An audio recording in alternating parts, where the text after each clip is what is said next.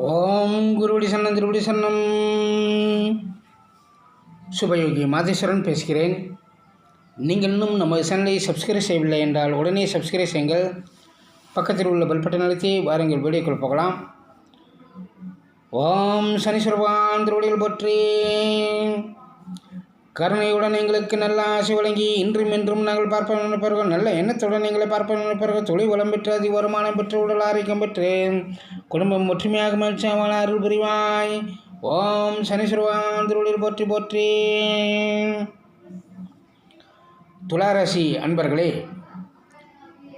29/3/2025 பங்குனி மாதம் 15ஆம் நாள் சனிக்கிழமை இரவு 11 மணி அளவில் பூரட்டாதி நட்சத்திரம் 4ஆம் பாதம் மீன ராசிக்குள் சனி பகவான் பயிற்சியாகிறார்.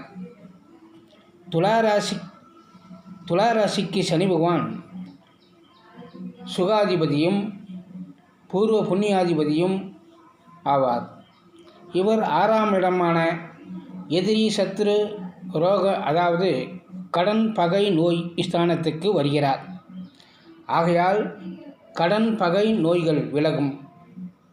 மக்கள் சேவை தொழில் செய்பவர்கள் அற்புதமாக இருப்பார்கள்.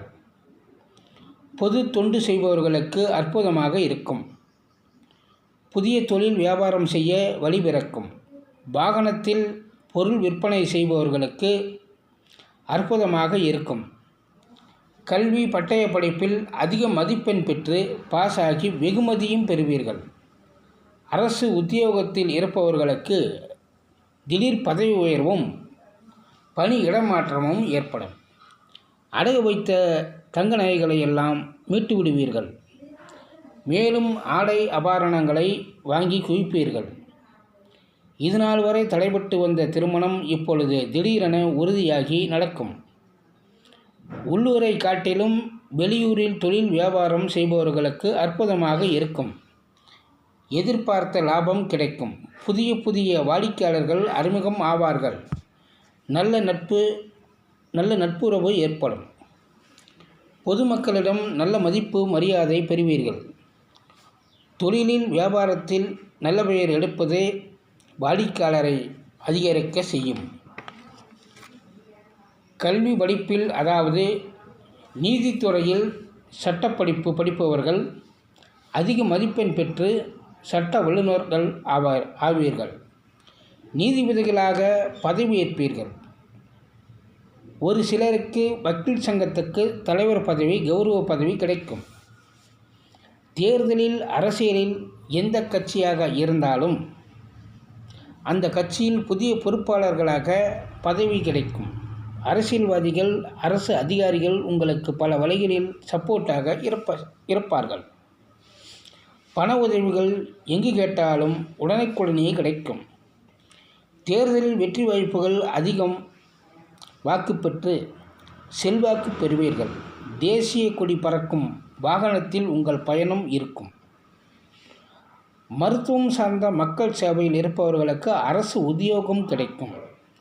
பழைய வாகனத்தை விற்று புதிய வாகனம் வாங்கும் யோகம் உண்டு. வீடு கட்ட வங்கிகளில் புதிய கடன் கிடைக்கும். அதாவது பழைய கடனும் கட்டுவீர்கள், புதிய கடனும் வாங்குவீர்கள். சித்திரை நட்சத்திரம் துலாம் ராசியில் பிறந்தவர்கள், ரோகிணி நட்சத்திரம் ரிஷப ராசியில் பிறந்தவர்களிடம் பணம் கொடுக்கல் வாங்கல் கூடாது. வீண் சண்டை சச்சரவுகள் பணத்தால் ஏற்படும். சுவாதி நட்சத்திரம் துலாம் ராசியில் பிறந்தவர்கள், மிருகசீரிஷ நட்சத்திரம் மிதுன ராசியில் பிறந்தவர்களும் பணம் கொடுக்கல் வாங்கல் கூடாது. விசாக நட்சத்திரம் துலாம் ராசியில் பிறந்தவர்கள், திருவாதிரை நட்சத்திரம் மிதுன ராசியில் பிறந்தவர்களிடம் பணம் கொடுக்கல் வாங்கல் கூடாது. வீண் பிரச்சனைகள் ஏற்படும். சித்திரை நட்சத்திரத்தில் பிறந்தவர்கள் திராட்சை பழத்தை உண்டு வந்தால் பணம் வரும். சுவாதி நட்சத்திரத்தில் பிறந்தவர்கள் கற்கண்டு சாப்பிட்டால் பணம் வரும். விசாக நட்சத்திரத்தில் பிறந்தவர்கள் சப்போட்டா பழம் சாப்பிட்டால் பணம் வரும். இப்படி தினமும் முயற்சித்து பாருங்கள்.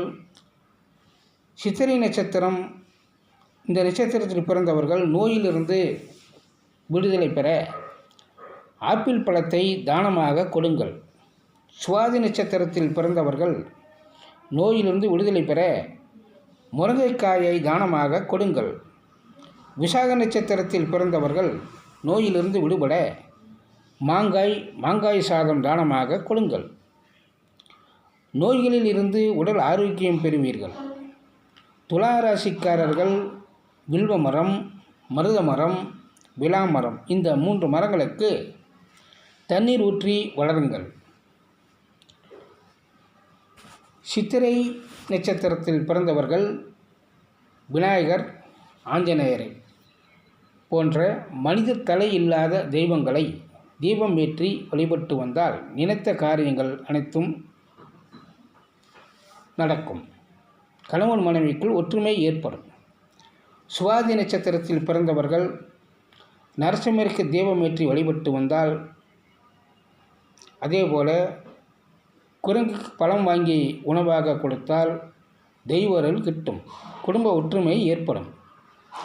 விசாக நட்சத்திரத்தில் பிறந்தவர்கள் பகல் 11 மணி முதல் 12 மணி வரை இந்த 1 மணி நேரத்திற்குள் உச்சிகால பூஜை நேரத்தில் இஷ்ட தெய்வத்தை நினைத்து தீபமேற்றி மனதார வேண்டி வணங்கினால் நீங்கள் நினைத்த அனைத்து நல்ல காரியங்களும் இனிதே நடக்கும். வாழ்க வளமுடன். மீண்டும் மற்ற பதிவில் சந்திப்போம்.